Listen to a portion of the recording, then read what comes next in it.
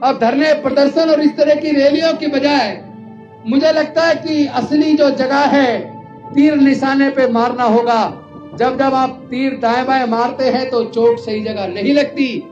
पहली बार 5 अक्टूबर को आपने सही जगह चोट मारी तो पूरे देश के अंदर नहीं पूरे दुनिया के अंदर खलबली मच गई।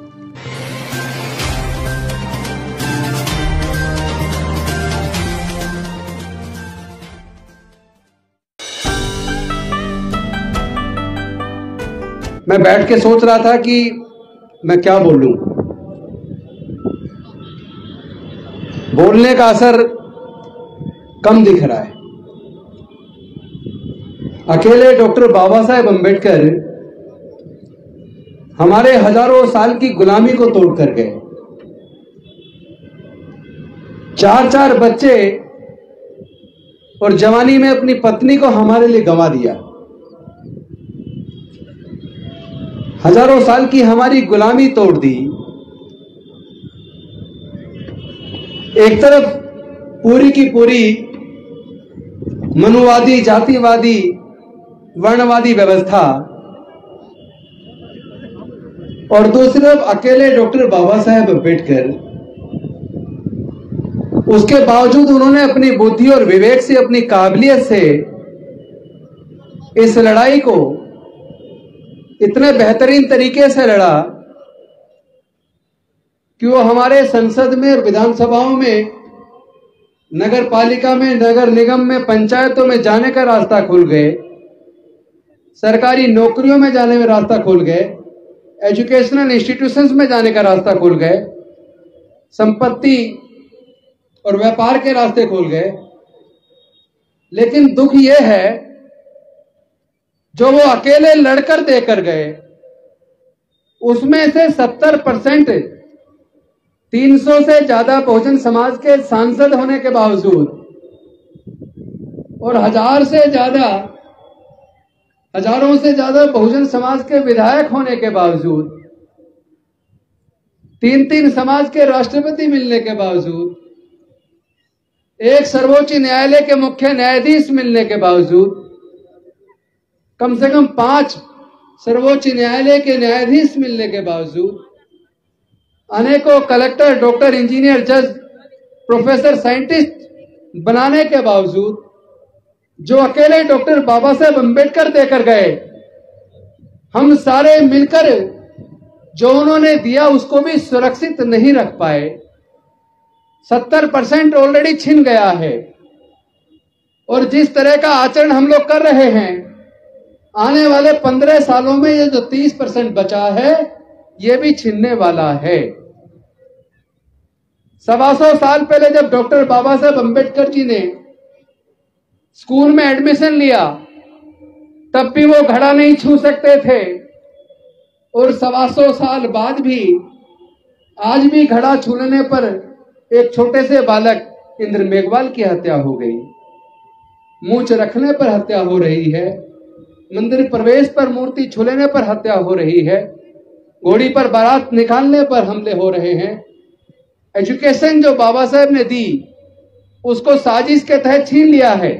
आप माने या न माने, एजुकेशन इतना महंगा कर दिया कि हमारे 99.5% लोग आज हायर एजुकेशन का खर्चा उठाने में सक्षम नहीं है। एजुकेशन आपकी गई, रिजर्वेशन आपका गया, सब कुछ प्राइवेटाइज कर दिया और लंबे समय से हमारे लोग जातिगत जनगणना कराने के लिए आंदोलन कर रहे हैं। अरे लानत है उस समाज पर तो नहीं, लेकिन उस समाज के नेताओं पर जो 300 से ज्यादा संसद में होने के बावजूद, 543 में से 300 से ज्यादा बहुजन समाज के लोकसभा में सांसद होने के बावजूद अगर जातिगत जनगणना नहीं करा पा रहे, भाई डूब मरो, इस्तीफा दे दो, तुम्हारे बस की बात नहीं है। तुम लोग इस लायक नहीं हो जिनको संसद में जाना चाहिए था। तुम कायर लोगों की जमात बनकर रह गए हो। हमें, मुझे लगता है, अपनी स्ट्रेटेजी चेंज करनी होगी। सर्वोच्च न्यायालय का न्यायाधीश बनने के बावजूद, एमपी, एमएलए, मंत्री बनने के बावजूद बाबा साहेब के दिए हुए सारे हक अधिकार हमारे हाथ से छीनते जा रहे हैं। हम उसको बचा नहीं पा रहे। और जितने भी हम आजकल सभाएं कर रहे हैं, देख रहे हैं, रामलीला मैदान बुक करते हैं, लेकिन हमारे लोग जितनी संख्या में अब से 20 साल पहले, बल्कि याद करो हमारे सीरियस नेता सीनियर लोग बैठे हैं, कभी वोट क्लब पे रैलियां हुआ करती थी, रामलीला मैदान में कम हुआ करती थी, और वोट क्लब पे कई कई लाख लोग आते थे। इस रामलीला मैदान के अंदर भी इतनी बड़ी बड़ी रैलियां हुई हैं कि पूरा रामलीला मैदान और आसपास के सारे रोड राजघाट तक पूरे जाम हुआ करते थे। घर में बैठ के लड़ाई लड़ना चाहते हैं, सोचते हैं कि घर में बैठ के ही काम चल जाएगा। मुझे लगता है कि रणनीति बदलने की जरूरत है। ना संसद में जाने से समाधान हुआ, ना विधानसभा में जाने से समाधान हुआ, ना जज बनने से समाधान हुआ। सर्वोच्च न्यायालय के द्वारा जो जजमेंट आते हैं, अब तो कई बार उन जजमेंट के अंदर भी न्याय नजर नहीं आता।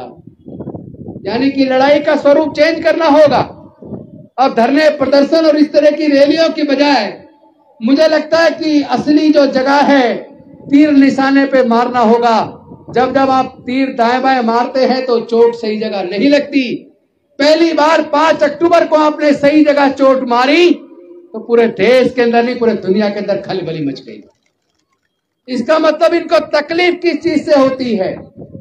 इनको तकलीफ होती है ये जो सामाजिक व्यवस्था जो वर्ण के ऊपर और जाति के ऊपर आधारित है, जिस सामाजिक व्यवस्था में कोई जन्म से नीच और कोई जन्म से ऊंच है, जिस सामाजिक व्यवस्था में अंधविश्वास, पाखंडवाद और रूढ़िवादिता है, आपका असली हमला होगा। आप पाखंडवाद छोड़ दो, आप अंधविश्वास छोड़ दो, आप रूढ़िवाद छोड़ दो, आप वर्ण व्यवस्था को लात मार के बाहर आ जाओ। अपने बुजुर्गों की सांस्कृतिक विरासत में, बुद्ध के धम्म में, जिस दिन आप सब वापस आ जाएंगे, आप बहुमत में आ जाएंगे। और बहुमत में कहने वाले लोग अल्पमत में आ जाएंगे, और बहुमत का राज होता है, अल्पमत का राज नहीं होता। आप राज को पाने की, सत्ता को पाने की बात तो कर रहे हो, लेकिन जो सत्ता में शीर्ष पदों पर बैठे हैं, जो देश के सारे प्राकृतिक संसाधनों के मालिक बनकर बैठे हैं, वो मुट्ठी भर लोग आखिर ताकतवर क्यों है? वो ताकतवर इसलिए है क्योंकि देश का बहुजन समाज, बहुसंख्यक समाज आज भी गुलामी के जंजीरों को तोड़ने के लिए तैयार नहीं है। आज भी वो जातियों में बटा है, वर्ण व्यवस्था में बटा है।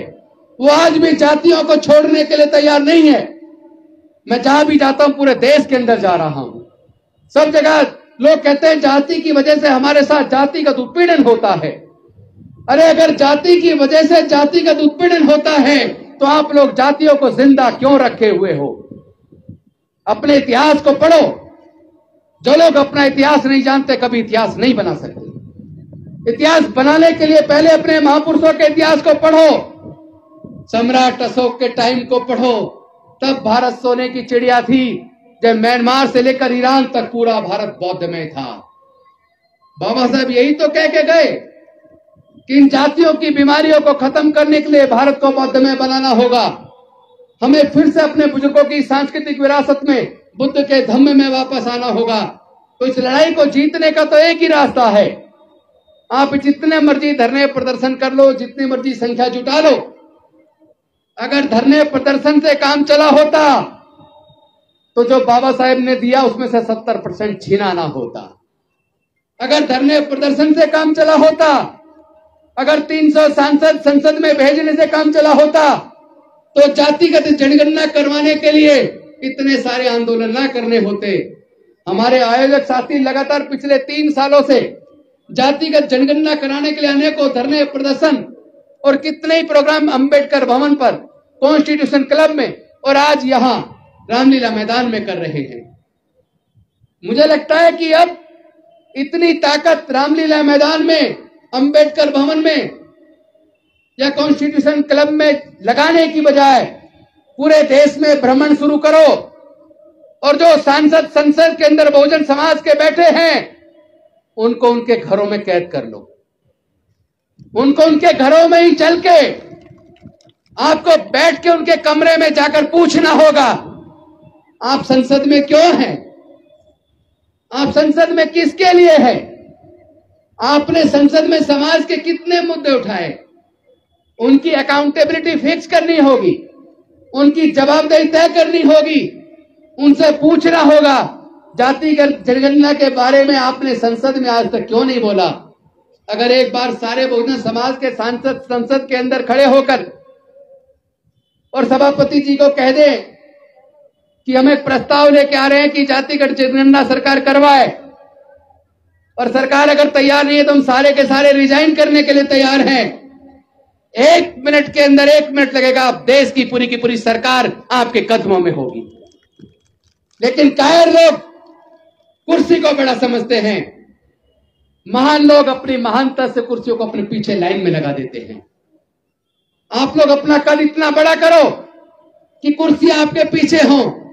वैसे भी कुर्सी बड़ी बनती है बड़े विचार वाले व्यक्तियों से, और कुर्सी बड़े से बड़ी छोटी हो जाती है जो व्यक्ति मानसिक रूप से गुलाम है, जिसके विचार बेहद कमजोर हैं, जो अपने समाज के हक अधिकार की लड़ाई को न लड़ सके, वो देश का कितनी भी बड़ी कुर्सी पे पहुंच जाए वो कुर्सी भी छोटी हो जाती है। लेकिन छोटी कुर्सी पे बैठने वाला व्यक्ति भी जब अपनी जान अपने समाज के लिए कुर्बान करने के लिए तैयार हो जाए तो छोटी से छोटी कुर्सी भी बड़ी हो जाती है। मैं समझता हूं समय आ गया है अपनी स्ट्रेटेजी मैं आयोजकों के साथ घर पे बैठ के बंद कमरे में करूंगा, क्योंकि स्ट्रेटेजी बनाने की चर्चा कभी मंच पे खुले मैदान में नहीं हुआ करती। वो लोग अपने स्ट्रेटेजी कभी खुले मैदान पे चर्चा नहीं करते। हम लोग को भी चाहिए जो बुद्धिवादी लोग हैं सोच विचार करके बंद कमरे में विचार करें और योजना बनाकर पूरी स्ट्रेटेजी तैयार करके गांव गांव में चलने का फैसला करें। हमें गांव गांव में कॉलोनियों में जाकर अपने लोगों को तैयार करना होगा, क्योंकि हम इतने सभा करते रहे, इतना पैसा इसमें लगाते हैं, इसमें पैसा ज्यादा लगता है, रिजल्ट कम आता है। लेकिन गांव गांव में जाने में अगर आपने किराए में पैसा खर्च कर दिया, याद रखिए 1-2 साल के अंदर रिजल्ट इतना होगा 2024 के अंदर आपका डंका बच जाएगा। अपनी ताकत को पहचानो। आप लोग अपनी ताकत नहीं पहचान रहे, आपके पास सीमित पैसा सीमित संसाधन है। इन संसाधनों का इस्तेमाल सही सोच के साथ विचार के साथ इस्तेमाल करेंगे तो मैं जानता हूं जीत हमारी होनी तय है। क्योंकि हम लोग निर्माण का काम भी देश में हम करते हैं, उत्पादन का काम भी हम ही लोग करते हैं, और वो लोग जो अपने आप को मजबूत समझते हैं, हमारे पास स्ट्रेटेजी है, उनको बहुत जल्दी हम बोना साबित कर देंगे। लेकिन आप कम से कम मंच पे बैठे लोग ही तैयार हो जाए। एक दिन बैठ लो, 1-2 रात साथ बैठ के चर्चा करते हैं, चिंतन करते हैं, विचार करके एक रणनीति तैयार करते हैं और देश के कोने कोने में गांव गांव में जाकर अपने लोगों को तैयार करने का काम शुरू करेंगे। हमें कैडर तैयार करना पड़ेगा। बिना कैडर के कैडराइज लोगों की भीड़ से रिजल्ट आने वाला नहीं है। लेकिन कैडर वाले लोग अगर आपने केवल हजारों लोग भी तैयार कर दिए तो पूरे देश का इतिहास बदल देंगे, पूरे देश का इतिहास लिखने का काम करेंगे। इन्हीं शब्दों के साथ, चूंकि बाकी बातें मैं मंच से करने की बजाय जब आप लोग कहीं बंद कमरे में बैठेंगे तब रणनीतिक चर्चा आपसे करेंगे। मैं अपनी बात को यहीं पे विराम देता हूं। बहुत बहुत धन्यवाद। नमो बुद्धाय। जय भीम, जय भारत। ये खामोश मिजाजी तुम्हें जीने नहीं देगी, इस दौर में कर जीना है तो कोहराम मचा दो। बहुत बहुत धन्यवाद।